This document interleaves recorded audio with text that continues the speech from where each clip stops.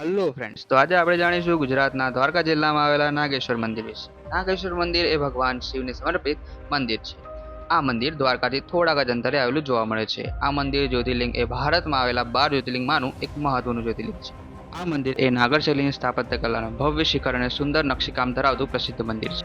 મંદિરના પરિસરમાં ભગવાન શિવની વિશાળ આકર્ષક પ્રતિમા પણ જોવા મળે છે. જ્યારે ભક્તો દ્વારકાધીશના દર્શન કરવા માટે આવે છે ત્યારે નાગેશ્વર મંદિર આવવાનું ભૂલતા નથી. પુરાણો અનુસાર આ મંદિરની એક દંતકથા રહેલી છે. આ કથા અનુસાર સુપ્રિયા નામનો શિવભક્ત હતો, જેને દારૂક અને દારૂકા નામના બે રાક્ષસોએ કેદ કર્યો. આ કેદમાં હોવા છતાં પણ તેને શિવ ભક્તિ મૂકી નહીં અને સતત ઓમ નમઃ શિવાય મંત્રના જાપ કરતો રહ્યો. તેની અપાર ભક્તિ જોઈ ભગવાન શિવ પ્રગટ થયા અને પછી બંને રાક્ષસોનો અંત કર્યો. ત્યાર પછી ભગવાન શિવ અહીં જ્યોતિર્લિંગ સ્વરૂપે વિરાજમાન થયા. આ મંદિરને જોતા કેટલાક પ્રશ્નો પણ થાય છે. આ મંદિર કેટલું પ્રાચીન હશે? હાલનું આ મંદિર આધુનિક સમયમાં પુનર્નિર્મિત થયું છે, પરંતુ મૂળ મંદિર ક્યારે બન્યું હતું તે અંગેનું સ્પષ્ટ માહિતી નથી.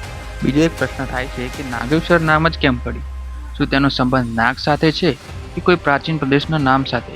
આ અંગેની અલગ અલગ માન્યતાઓ છે. કહેવાય છે કે પ્રાચીન સમયમાં અહીં ઘણા નાગ રહેતા હતા. તેઓ ભગવાન શિવની આરાધના કરતા હતા. તેથી ભગવાન શિવ અહીં નાગોના ઈશ્વર એટલે કે નાગેશ્વર તરીકે પ્રસિદ્ધ થયા.